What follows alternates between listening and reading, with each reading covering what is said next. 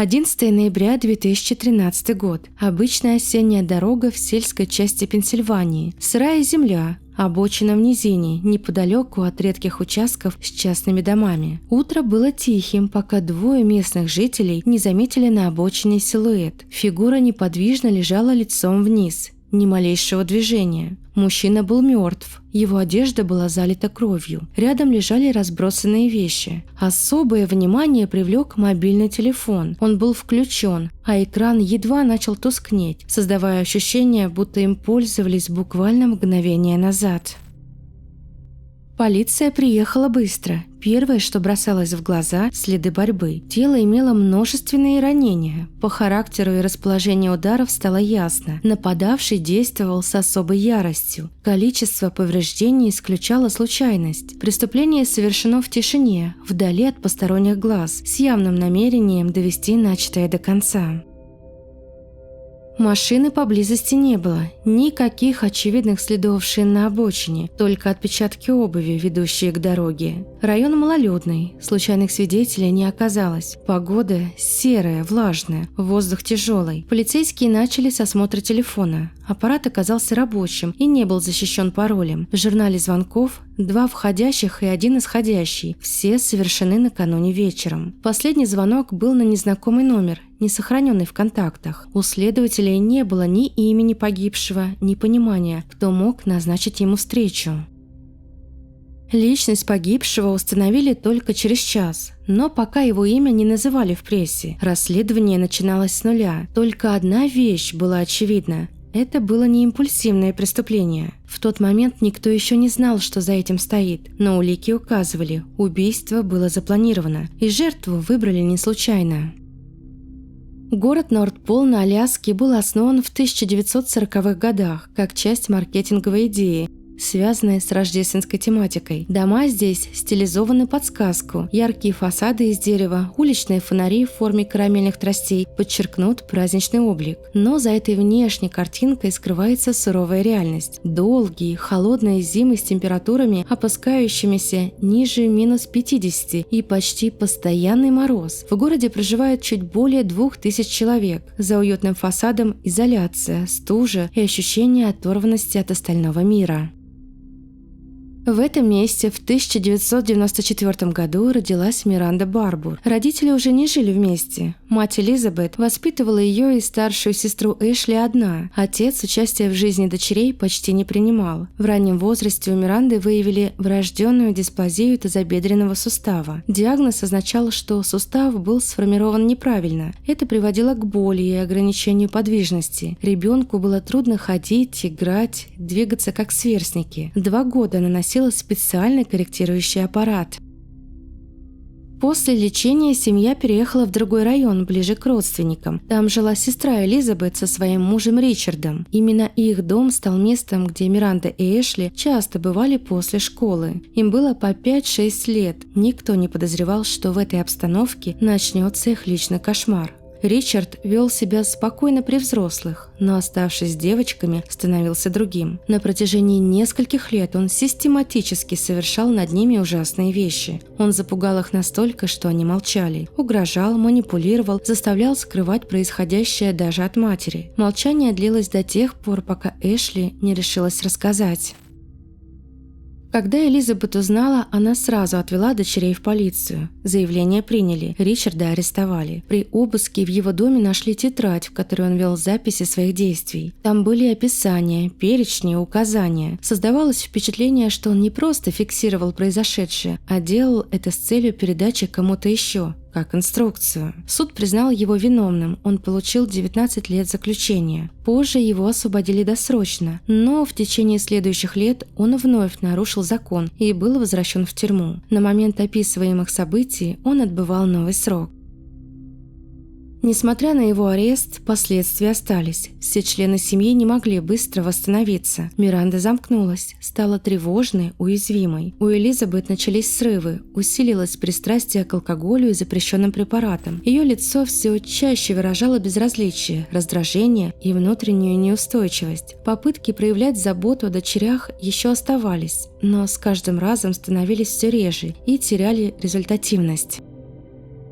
Психологическая стабильность в семье исчезла. При этом финансовая ситуация ухудшалась. Помощи извне не было. Все трое оказались в состоянии постепенного разрушения. Когда Миранде было 9 лет, Элизабет приняла решение уехать. Семья покинула Норт-Пол. Это была попытка начать сначала. Однако изменить адрес оказалось легче, чем избавиться от прошлого.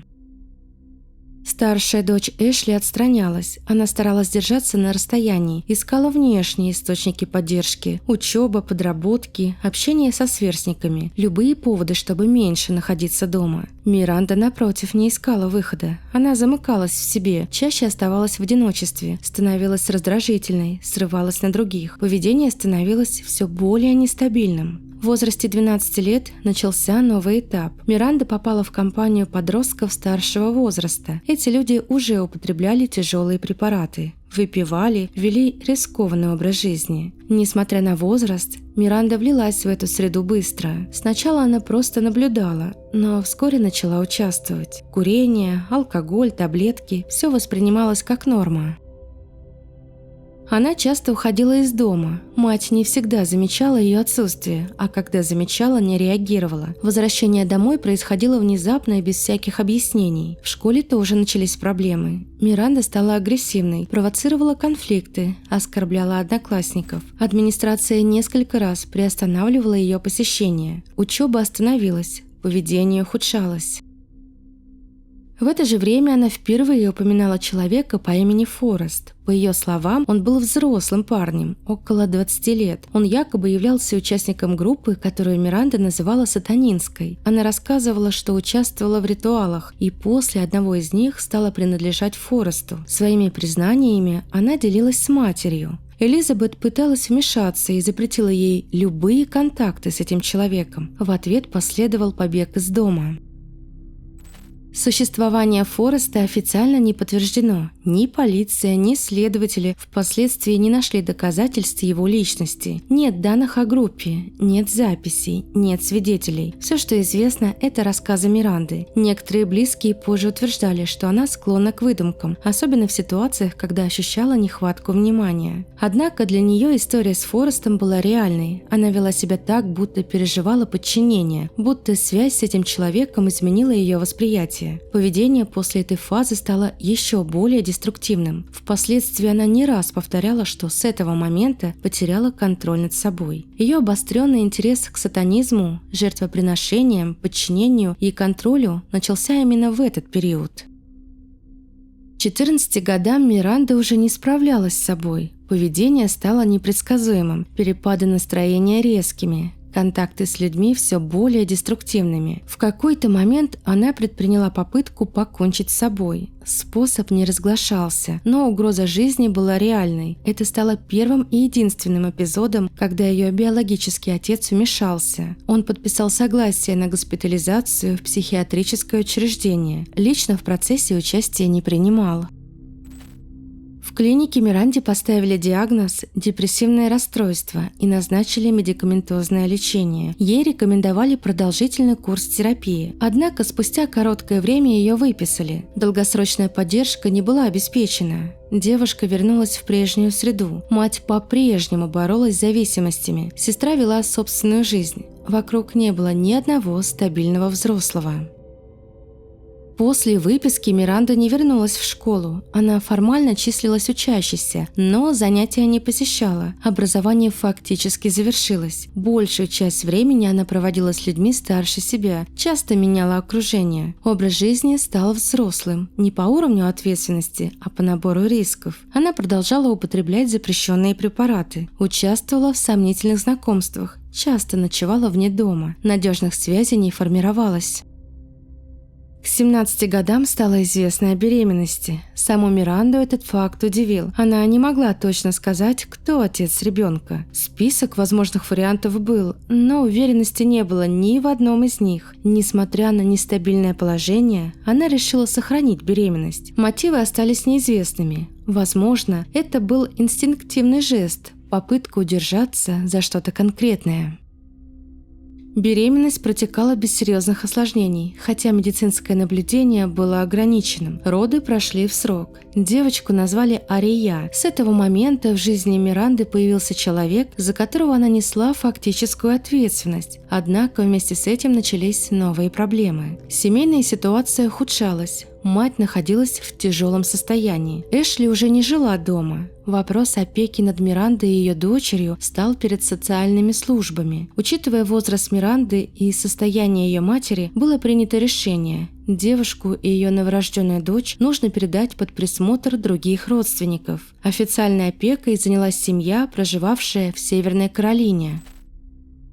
Этот переезд стал формальным выходом из разрушенной среды, но то, что уже было внутри Миранды, не исчезло. Ария стала якорем, но не лекарством. После переезда в Северную Каролину Миранда вместе с дочерью оказалась в доме дальних родственников. Социальные службы одобрили опеку, считая эту среду более стабильной. Уровень контроля усилился, но эмоциональной поддержки Миранда не ощущала. Ее воспринимали как ответственность, а не как человека. Она снова замкнулась.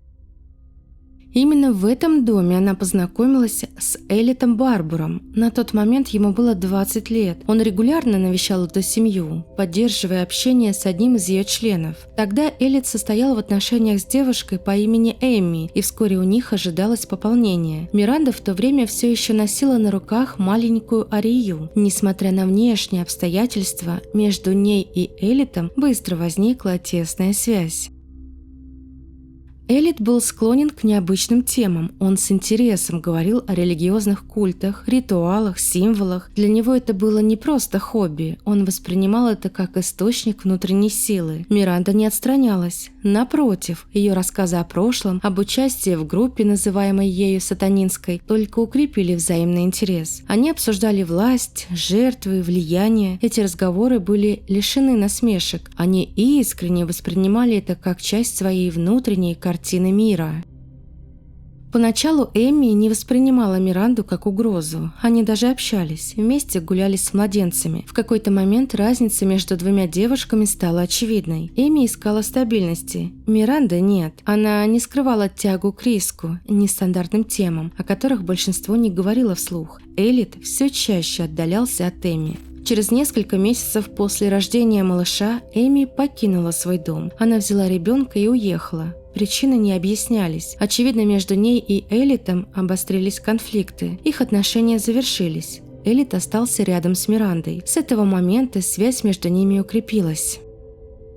Теперь они жили под одной крышей. Разговоры о ритуалах приобрели другой оттенок. Не абстрактное обсуждение, а практический интерес. Появилось ощущение исключительности. Они воспринимали себя как союз, которому чужды привычные нормы. Посторонние казались лишними. Их взгляды на отношения, мораль и границы были схожи. Они не считали себя особенными, но фактически жили как замкнутая пара. Все важные решения принимали вместе, почти не прислушиваясь к чужому мнению. Все больше времени проводили наедине, отгораживаясь от остальных. Между ними все чаще возникали разговоры о создании чего-то значимого, не семьи и не общего дела, а чего-то особенного, принадлежащего только им. Через несколько месяцев после начала отношений Миранда и Элит поженились. Свадьба прошла без торжества. Родственники с обеих сторон не были приглашены. Большинство из них не одобряли союз. Причина – образ жизни пары, отсутствие стабильности, запрещенные препараты, странные интересы. Но сама пара не нуждалась в согласии. Они видели в этом акт независимости, а не социальное событие. После регистрации брака они приняли решение покинуть Северную Каролину. Ни один из них не работал, перспектив не было. У Элита отсутствовал опыт, Миранда не имела образования. Содержать себя и ребенка становилось все труднее. Они искали вариант уехать подальше от родных и обыденности. Целью стал Порт Тревортон, маленький населенный пункт в Пенсильвании. Там проживал знакомый Элита, который временно предложил им жилье. Это был удаленный, тихий район, менее 500 жителей. Ни общественного транспорта, ни развитой инфраструктуры. Но для пары это было отличным вариантом. Минимум внимания, минимум контроля.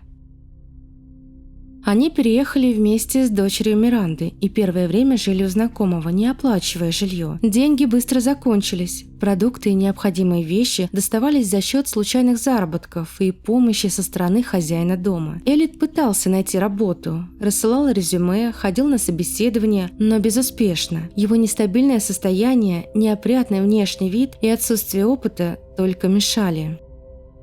Миранда искала другой способ заработка. Она воспользовалась онлайн-платформой, где размещают объявления разного характера, от продажи мебели до предложения услуг. Она опубликовала анкету, в которой представилась как сопровождающая, уточнила, что не оказывает интимных услуг. Упор сделала на сопровождение. Встречи, выезды, сопровождение на мероприятия. Она утверждала, что подобным занималась ранее и не воспринимала это как нечто постыдное. Ответ поступил быстро. На объявление откликнулся мужчина по имени Трой. Ему было 42 года. Он был женат, имел стабильную работу и занимал должность в сфере информационных технологий. В своем сообщении он выражал желание встретиться, хотя при этом намекал на интимную составляющую. Размер предполагаемого вознаграждения говорил о его высоком доходе. И это сразу привлекло внимание. Интерес вызывали не сами услуги, а его финансовые возможности. Миранда обсудила детали с Эллиотом. Их реакция была нестандартной для таких ситуаций. Появилась идея. Он сам предложил деньги. Пара начала думать, как использовать ситуацию. Так, эта онлайн-платформа перестала быть просто площадкой для подработки. Она стала инструментом, через который начал формироваться план. Точный, продуманный, с заранее обозначенной целью. Трой Лаферрара, 42 года, женат, официально устроен, работал инженером в IT-компании, получал стабильный доход, жил в пригороде. Соседи считали его примерным семьянином. Ни судимостей, ни жалоб. Но все это касалось лишь внешней стороны жизни. Трой тайно искал встречи с женщинами, используя для этого онлайн-платформу. Он регулярно просматривал объявления, вступал в переписку и договаривался о встречах, оставаясь в тени. Ему удавалось искусно разделять две стороны своей жизни – семейную и скрытую. В кругу семьи он не вызывал ни малейших подозрений. 11 ноября. Парковка торгового центра. Трой подъехал к месту встречи. Миранда уже ждала. Он пересел к ней в машину и передал заранее оговоренную сумму. Вел себя спокойно, ничего не настораживало. В салоне царила тишина. Маршрут был выбран заранее. Безлюдный участок проселочной дороги за городом. В багажнике прятался Эллиот, накрытый одеялом. Он знал, когда нужно действовать. В голове держал одну единственную фразу – сигнал к началу. За окнами тянулась темная проселочная дорога, где никто не стал бы останавливаться. Через несколько километров Миранда сбавила скорость и остановилась у обочины, повернулась к Трою и сказала: «Ты видел, какие сегодня звезды?» Это был сигнал. Из багажника вырвался Эллиот с куском электрического провода в руках. Он набросил его на шею Троя. Попытка удушения оказалась внезапной. Трой стал сопротивляться. Крепкое телосложение и паника помогали держаться. Он не терял сознание, пытался освободиться, открыл дверцу и выставил одну ногу наружу. Миранда заметила приближающийся свет фар. Она достала нож, подошла ближе и начала наносить удары. Один за другим. В грудь, живот, шею. Всего 20. Сила и точность ударов говорили о ярости. Трой перестал сопротивляться. Он умер на месте. Эллиот захлопнул дверцу. Они отъехали от места нападения и повезли тело дальше. Еще несколько километров. Остановились в уединенном месте. Вытащили тело. Сняли с него бумажник, часы и наличные. Телефон оставили. То ли нарочно, то ли случайно. Тело сбросили в придорожную канаву. Без маскировки. Без попыток скрыть улики. После этого они направились в супермаркет, купили все необходимое для уборки – отбеливатель, щетки, перчатки, салфетки. Никто из покупателей не обратил на них внимания. Оплата наличными из бумажника Троя. Машину отмывали в другом удаленном месте. Им удалось частично удалить следы. Обработали сиденья, коврики, дверцы. Остатки провода выбросили. Вечером они зашли в ресторан. У Эллиота был день рождения. Они выбрали дорогое заведение. Заказали горячие блюда и алкоголь. Оплата снова наличными. Ужин прошел спокойно. На следующее утро они вернулись к обычному распорядку. Вели себя так, будто ничего не произошло. Ни тревоги, ни напряжения, ни следа страха.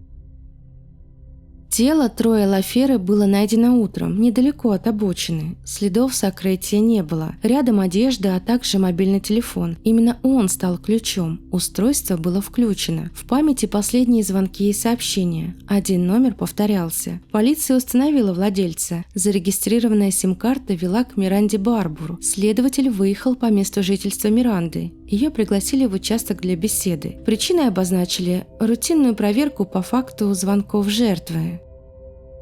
На первом допросе Миранда выглядела сдержанной. Она отрицала, что знает Троя, утверждала, что не встречалась с ним, упомянула, что могла случайно ответить на звонок от незнакомца, но больше ничего не знала. Вопросы про онлайн-платформу вызвали краткую паузу, но ответ был подготовлен. Она якобы давно не пользовалась сайтом. Разговор продолжался около часа. Затем следователь попросил у нее телефон для осмотра содержимого. В этот момент ее поведение изменилось. Миранда замкнулась, сказала, что не даст устройство без ордера. Тон стал напряженным. Сотрудники зафиксировали резкую смену поведения и решили временно отпустить ее. Формальных оснований для задержания не было.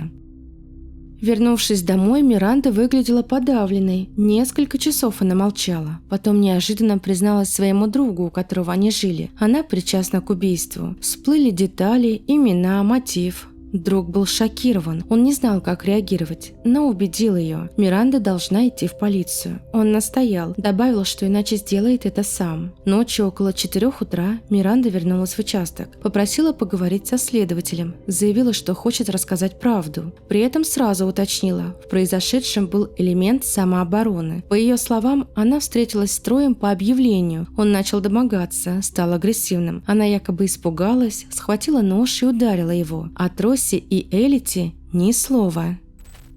Полиция зарегистрировала ее заявление, однако показания не соответствовали фактическим данным. Число нанесенных ударов, следы удушения, наличие второго участника – все указывало на иную картину произошедшего.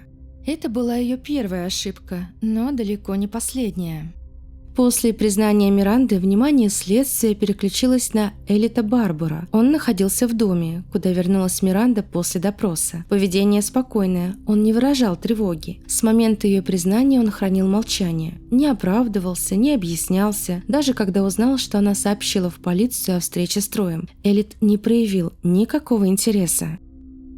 Полиция решила допросить его. Повод – совместное проживание и возможная осведомленность. Он пришел добровольно, на вопросы отвечал кратко, отрицал участие, заявил, что не знал о встрече, утверждал, что не выходил из дома в день преступления. Поведение уверенное, ровное. Следователи не торопились с выводами, им нужны были дополнительные доказательства. По запросу из торгового центра они получили запись с камеры наблюдения на парковке. На видео отчетливо видно, как незадолго до встречи с Троем в машину Миранды садится мужчина, занимая заднее сиденье. Камера зафиксировала его лицо. Ракурс съемки не оставлял сомнений. Это был Элит.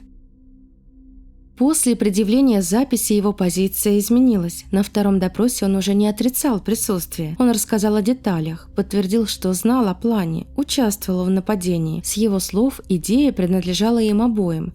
Кодовая фраза – их совместное решение. Трос, нож заранее подготовлены. Он не выразил сожаления. Следователь отметил, его речь была отстраненной. Он не колебался, не делал пауз. Ответы звучали как перечень. Мы выбрали дорогу, я спрятался в машине. Когда она сказала фразу «я накинул трос», психолог отметил полное отсутствие эмоций. Его интонация не менялась, даже когда речь шла о моменте смерти Троя. После признания его задержали официально. Сопоставив показания Миранды и Элита, следователи установили, версия о самообороне не подтверждается. Они действовали по плану. Убийство было преднамеренным, спланированным и реализованным в сговоре. Следствие шло по четкой траектории. Одно убийство, 2 участника, признание, улики, но все изменилось после телефонного звонка из тюрьмы. Миранда сама обратилась к журналистам. Она не просила снисхождения, не умоляла о понимании. Она сделала заявление, которое вывело дело за рамки криминальной хроники. В интервью она сказала: «Трой не первый. По ее словам, до него были и другие. Всего 22 человека. Она не уточнила имен, локаций, временных промежутков, только упомянула, что перестала считать после 20-й жертвы. Интервью быстро распространилось. Заголовки говорили об одном – серийная убийца. Полиция была вынуждена реагировать. Начались проверки. Миранду вызывали повторно. Ей задавали прямые вопросы: где, когда, кто. Она говорила расплывчато. Сотрудники запросили дела по штатам, где она якобы проживала ранее. Ничего конкретного найдено не было. Ни тел, ни заявлений о пропавших людях, связанных с ней, ни свидетелей. Вскоре выступили ее родственники. Отец, сестра, знакомые. Все как один подчеркивали. Миранда с детства была склонна к вымыслам, особенно когда стремилась привлечь к себе внимание. В юные годы она нередко сочиняла истории, в которых играла главную роль. С возрастом эта черта лишь усилилась. По мнению близких, ее заявление о 22 жертвах не более чем очередная попытка манипулировать. Ни одному ее слову они не доверяли. Однако Эллит верил, его допрос был записан. Когда разговор зашел о возможных других преступлениях, он утвердительно кивнул и сказал, что Миранда действительно делилась с ним такими рассказами. Он отметил, что в эти моменты она становилась другой, словно превращалась в иную личность. По его словам, это была не просто она, это было нечто иное. Эллит даже дал этой стороне ее сущности имя – Супер Миранда, считая, что именно так проявлялся ее внутренний демон. Он был убежден, за обычной внешностью скрывается что-то жуткое, нечеловеческое, и когда это что-то выходило наружу, происходило нечто, от чего он сам чувствовал страх. По его словам, он не всегда понимал, кто рядом с ним. Он жил с двумя Мирандами. После признания и завершения следственных действий дело быстро перешло в судебную стадию. Суд прошел без эмоций, ни слез, ни криков, ни показного раскаяния. Все выглядело формально и сдержанно. Судья зачитал приговор. Миранда стояла молча. Эллит также. Камеры запечатлели их лица, обычные, ничем не примечательные, не выражающие ни страха, ни сожаления. Суд назначил им пожизненное заключение без возможности досрочного освобождения.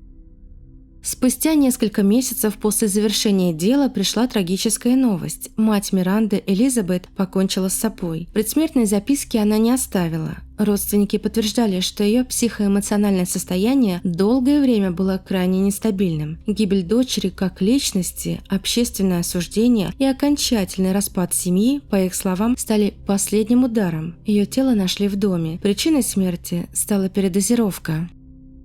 Что касается дочери Миранды, после ее ареста девочку временно передали под опеку социальных служб. В 2016 году, после смерти бабушки, опекунство окончательно оформило государство. О дальнейшей судьбе девочки ничего не сообщалось. Известно лишь, что в целях безопасности ей сменили фамилию. Где она сейчас, неизвестно. Спасибо за просмотр. Рекомендую посмотреть на моем канале и другие видео, не менее шокирующие. Подписывайтесь на канал. До скорых встреч!